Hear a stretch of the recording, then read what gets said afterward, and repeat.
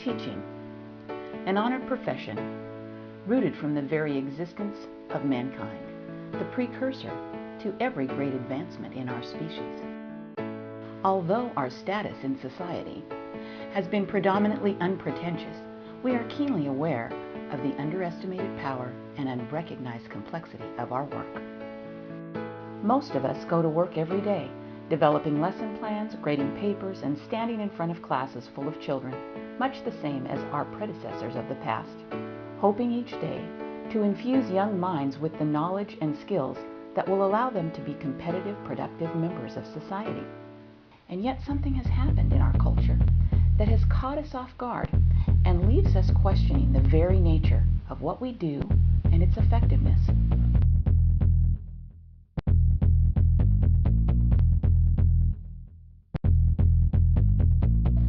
MySpace, Google, Armageddon. Well, I can't even think of the one. This is going to be funny. It's probably going to be Facebook, Google, internet site.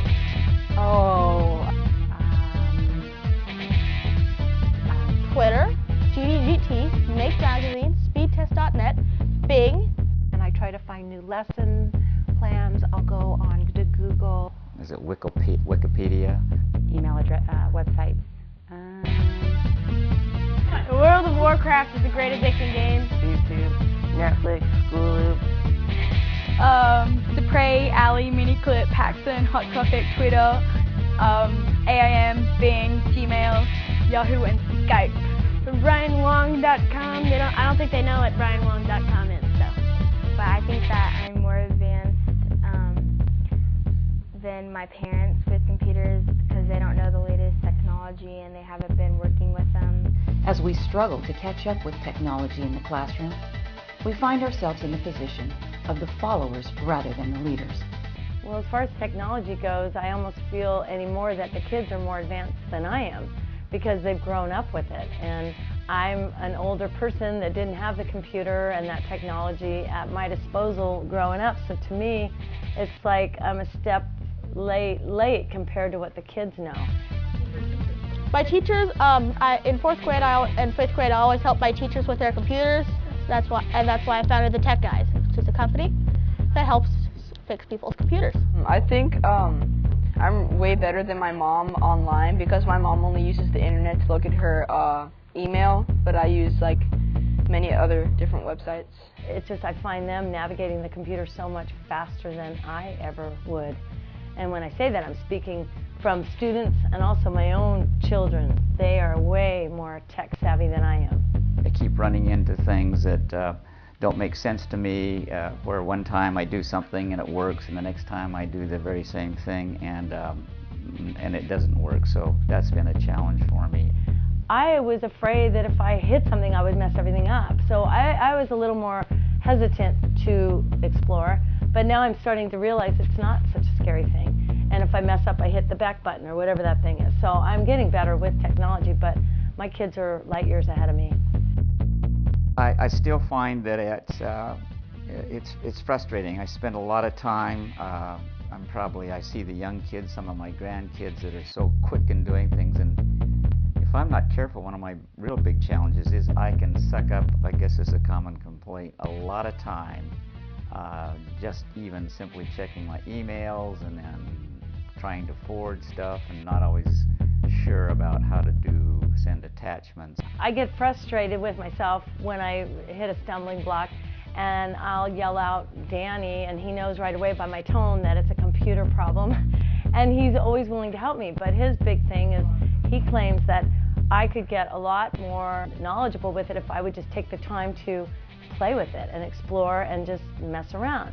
But I guess due to the fact that I do work full-time and then I'm a mother, that I don't have the extra time. I spend too much time on MySpace, but not enough time on Facebook. I go on the internet like often. I think I'm probably more skilled than the teachers. Well, because they don't get to go on the computer that much.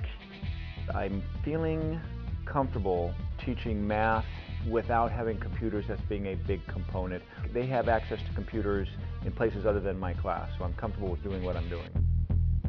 don't know. It's almost like a second language learner. If you learn it when you're a young kid, it just comes so much easier, and that's what I feel's happened with these kids, is they've learned it from such a young age, and they're not afraid. Is there supposed to be some kind of little gauge? I see the problem. You have to hit the record button there. You know, sometimes if I'm fumbling, they're there to help me, and it's a little embarrassing, but You know, I think it's appropriately humbling in a sense, not in an embarrassing way. I think it's just great that you have that kind of reliance on the younger generation, that they literally then become your coaches and your mentors and resource people to help you through it. My experience with my students and their ability to access information online, I feel that they're probably more comfortable than I am gathering information. I don't think they have the sophistication to be discerning, however, primarily because of their age. So they are inundated with information, but they haven't developed the skill to interpret it.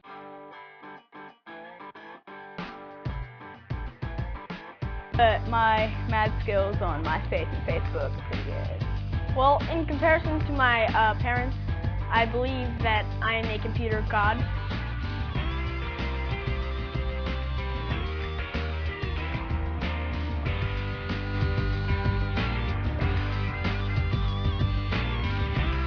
I am a great writing teacher, and I have done a lot of research, and I've had training on how to teach kids how to write. But I think that when you introduce the element of sources coming from the internet, that it does change things.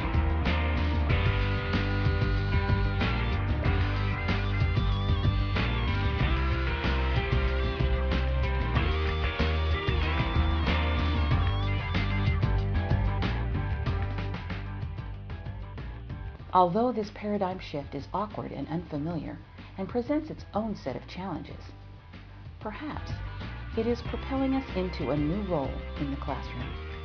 One where we are collaborators and facilitators, where we are no longer the purveyors of knowledge, but the solid source of wisdom and core values that can be infused with the energy and enthusiasm of our students. And together, we can explore, learn, and create in a world of unlimited possibilities and potential.